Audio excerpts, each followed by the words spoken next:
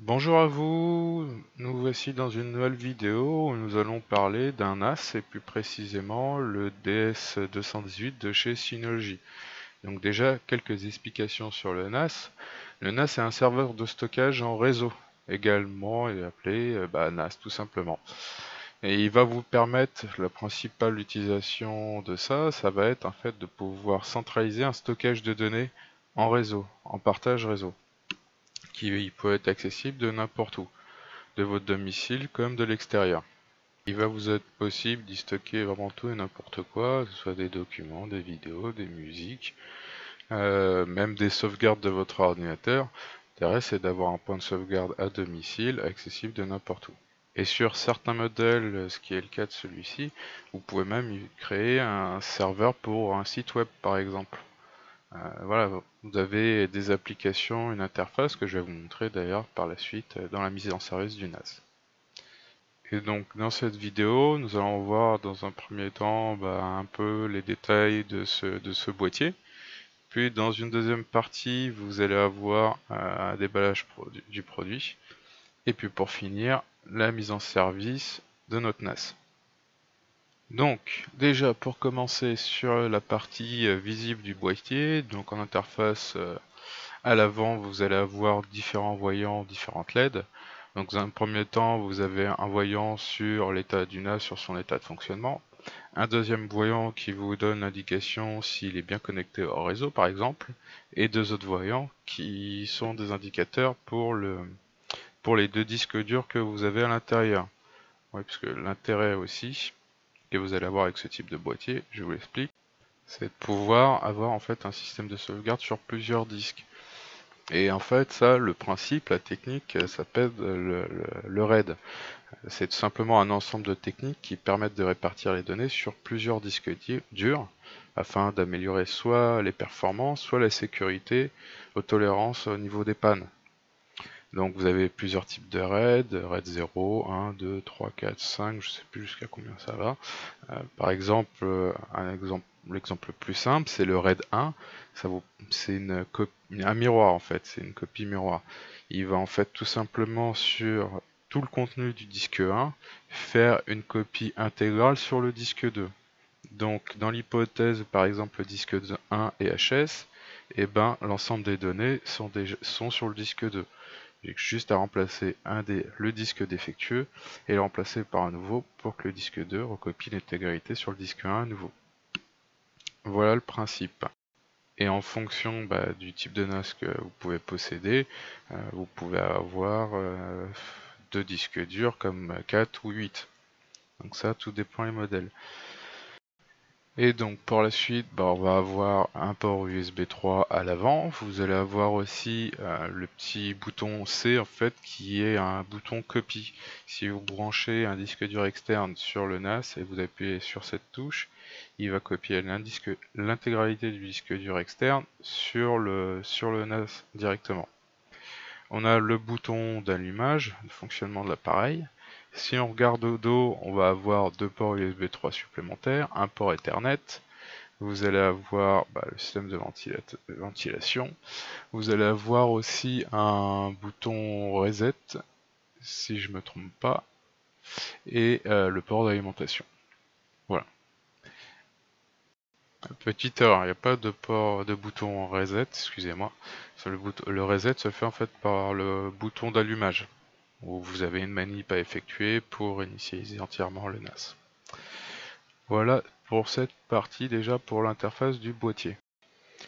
Donc là, je vous ai mis en fait une comparaison de trois modèles de NAS 218, le Plus et le Play en comparaison au modèle que je possède. Donc comme vous voyez, en fait, c'est des mini-ordinateurs, hein. Vous avez un processeur, de la RAM. Alors les disques durs sont pas inclus, il faut les rajouter en plus. Après, vous y mettez ce que vous voulez, hein. Alors par contre, sur les disques durs, il faut bien prendre des disques durs spécifiques à cet usage.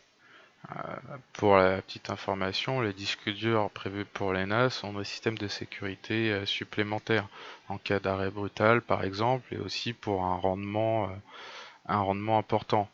Parce que votre NAS va être en fonction quasiment permanente. Alors après, sur le système que j'ai, il a un système de mise en veille, en fait, on va dire. Mais si vous mettez des disques durs classiques, un de mes amis a pu faire le test, justement. Ces disques durs, en étant utilisés constamment, ont claqué en un rien de temps. Donc si vous voulez éviter de perdre vos données, prenez bien ce type de disque dur. C'est un petit peu plus cher, mais au moins vous avez vraiment une sécurité à ce niveau-là. Ces disques durs ont vraiment des systèmes de sécurité intégrés pour protéger en cas de, pour tout type de cas de figure. Je vous mettrai en lien les fiches techniques si vous voulez, ou sinon directement sur le site, vous pouvez faire votre propre comparaison. Donc là, on va avoir juste en fait un petit statut des LED justement sur ce qu'on a pu voir à l'avant. En fonction de la couleur justement, vous allez avoir des informations sur l'état de votre boîtier. Et donc comme vous pouvez le voir, ça va vous permettre d'avoir des petites indications à l'usage. Si vous voyez qu'il y a un dysfonctionnement, déjà savoir, par exemple si vous n'arrivez pas à vous connecter en fonction du voyant pour le LAN, est-ce que vous êtes bien connecté au réseau sur votre disque dur, s'ils sont bien disponibles et en fonction ou pas. Ça va vous permettre d'avoir un visuel direct, enfin des informations directes en fonction de l'état de votre boîtier.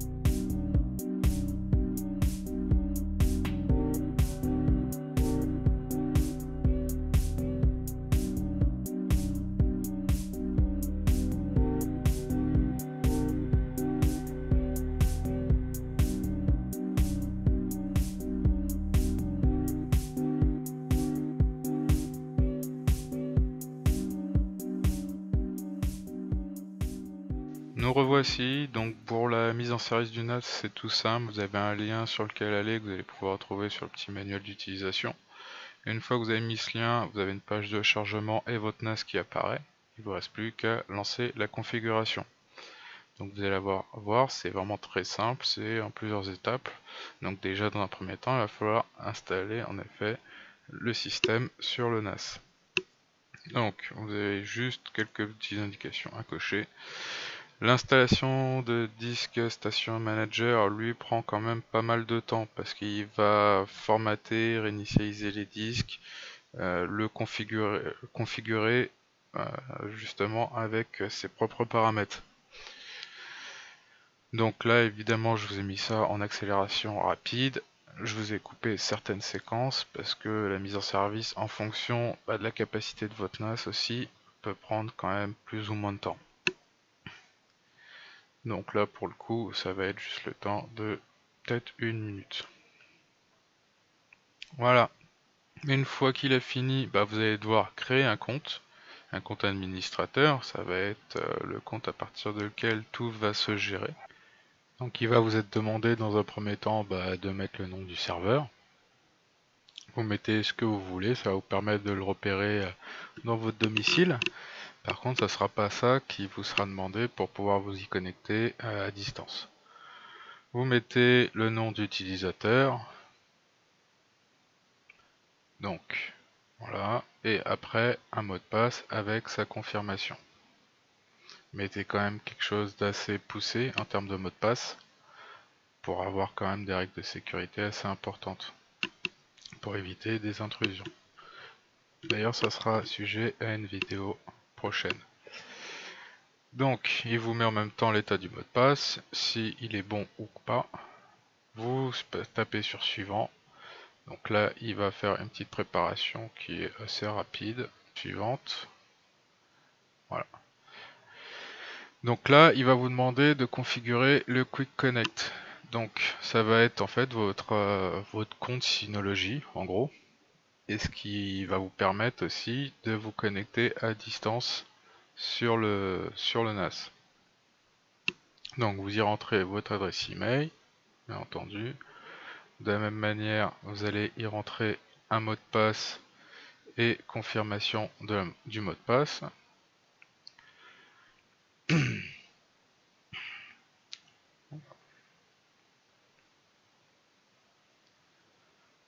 Voilà, on y arrive.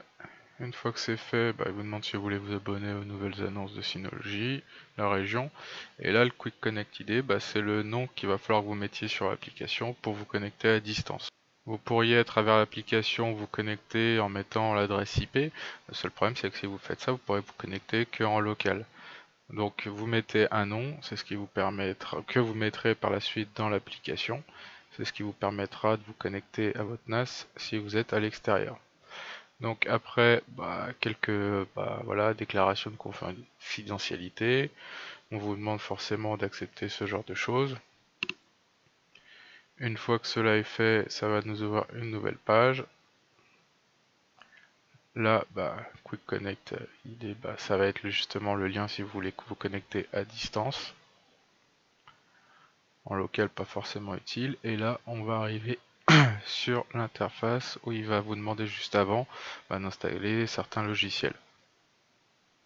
On recoche pour la déclaration de confidentialité. Là, le lien que je suis en train d'ouvrir, c'est justement l'interface que vous utiliserez pour vous connecter par la suite, en fait. Ou à travers le navigateur internet. Il vous demandera vos identifiants et vos mots de passe pour vous connecter au NAS. Donc, maintenant, on va exécuter l'application. Ça, c'est... Ouais, non, c'est bon. Voilà, et ça, c'est juste à titre d'information avant de vous connecter à l'interface. Ce que vous voyez en fond, ça sera justement à travers, c'est le DSM, c'est l'interface utilisateur.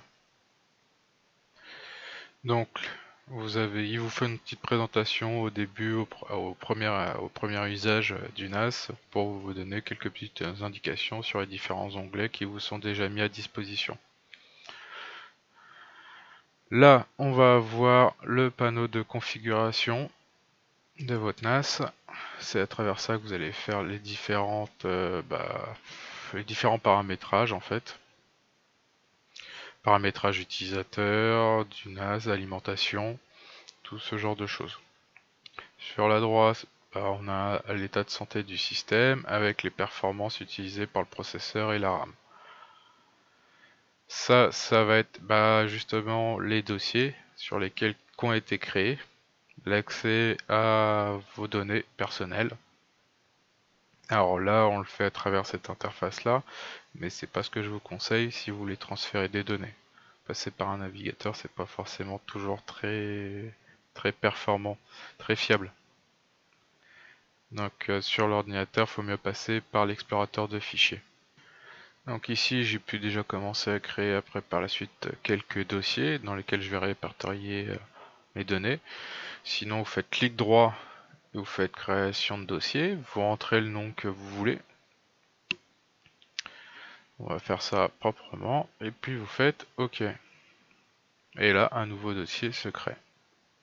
Une fois ça, vous n'avez plus qu'à faire glisser directement vos dossiers, vos documents dans le fichier en question. Il va vous demander au début si vous voulez écraser les fichiers ou pas. Vous pouvez cocher si vous voulez toujours qu'il écrase en permanence ce qu'il y a déjà d'inclus à l'intérieur, enfin les dossiers existants. Et puis le transfert va se faire. Vous avez un petit onglet en haut à droite qui apparaît avec justement le taux de transfert, le pourcentage auquel il a effectué ça. On va retourner maintenant dans le panneau de configuration, utilisateur. Je vais vous montrer comment créer un nouvel utilisateur, parce que jusqu'à présent, on n'a que le compte admin, un premier compte utilisateur, et on va faire pour une deuxième personne. Donc une fois que vous avez cliqué là-dessus, sur créer, vous rentrez le nom de la personne. Si vous voulez, vous pouvez mettre une description, sa boîte mail, ça peut être un peu plus pratique pour avoir certaines informations complémentaires. Tac tac. Voilà, un mot de passe. Donc comme pour les comptes précédents, il va vous demander aussi de le confirmer. Mettez quelque chose d'assez sécurisé. Vous pourrez aussi, du coup, en tant qu'administrateur, par exemple, soit demander à ce qu'il y ait des notifications qui soient envoyées par mail auprès de l'utilisateur en question. Demander à ce que afficher le mot de passe si par jamais, et vous pouvez surtout, ça c'est une règle de sécurité importante, à ce que l'utilisateur en question ne soit pas autorisé à changer le mot de passe.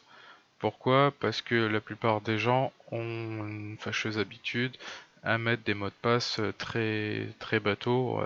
Ça peut être 1, 2, 3, 4, 5, un prénom ou un nom, quelque chose en gros qui ne protège absolument pas. Donc par ça, vous pouvez l'obliger à mettre le mot de passe que vous souhaitez. Il y a aussi des règles où vous pouvez, comme par exemple pour certains sites, imposer à ce qu'il y ait, si la personne change le mot de passe, mettre des majuscules, mettre des nombres, des lettres, certains caractères. Mais pour ce qui est de changer le mot de passe, ça c'est dans un autre paramétrage de Synology. Là, vous indiquez que la personne n'a pas le droit de changer le mot de passe. Et donc, après, on va cliquer sur suivant, et là, on va avoir les permissions qui peuvent être déjà dans quel groupe on le met, si on le met dans un utilisateur classique ou si on le met en tant qu'administrateur. Donc, si on va mettre utilisateur, là, l'accès au dossier. Vous lui donnez la permission d'avoir un accès, alors ça peut être pas d'accès du tout, comme ça peut être juste la possibilité de lire les documents, ou aussi la possibilité de lire et d'écrire sur les données qui sont déjà inscrites. En gros, ça pourrait être transférer des données sur le disque dur, sur le NAS. Donc une fois suivant, là vous allez pouvoir y installer des quotas, des limites en gros d'utilisation. Ça vous est clairement possible. Moi je vais absolument pas en mettre. On va mettre nos limites.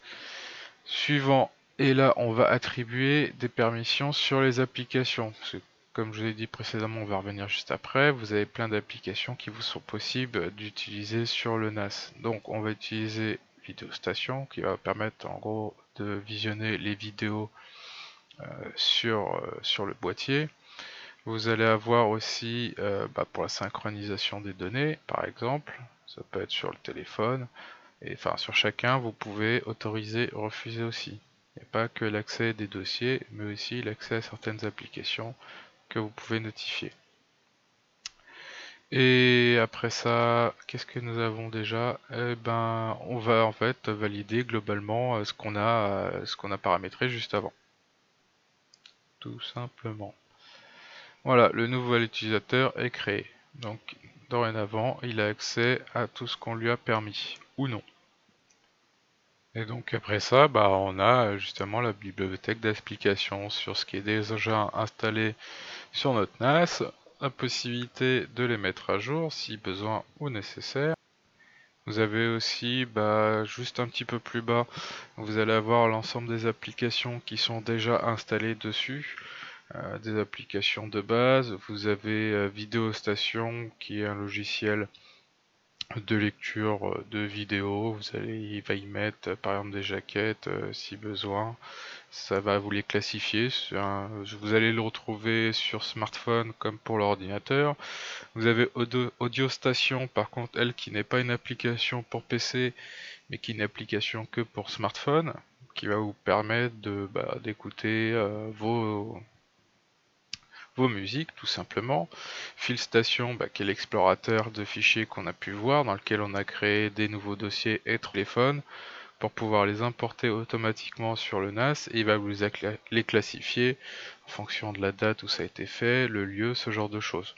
On va aussi trouver serveur multimédia qui est en gros un paramétrage des photos et des vidéos qui sont stockées pour qu'ils soient lus de façon universelle, on va dire, et vous allez pouvoir avoir ici la prise en charge des différents codecs par exemple, et pour avoir la possibilité d'une conversion qui se ferait à l'importation pour qu'il soit lu sur l'ensemble des logiciels par exemple. Donc voilà, on en a fini pour cette vidéo de présentation de ce NAS. J'espère que ça vous a plu. Je vous invite à vous abonner pour continuer à me suivre pour de prochaines vidéos. Et je vous souhaite une bonne journée à tous. Au revoir.